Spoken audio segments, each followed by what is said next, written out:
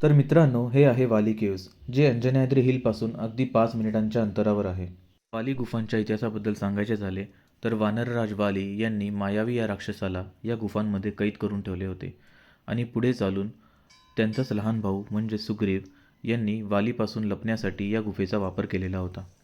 गुफा ही जास्त काही लांब नाही आहे. गुफा पार करायला तुम्हाला साधारणपणे 1 ते 1.5 मिनिटाचा वेळ लागेल. या गुफा प्रसिद्ध दुर्गा मातेच्या मंदिरावरून अगदी 2 मिनिटांच्या अंतरावर आहेत.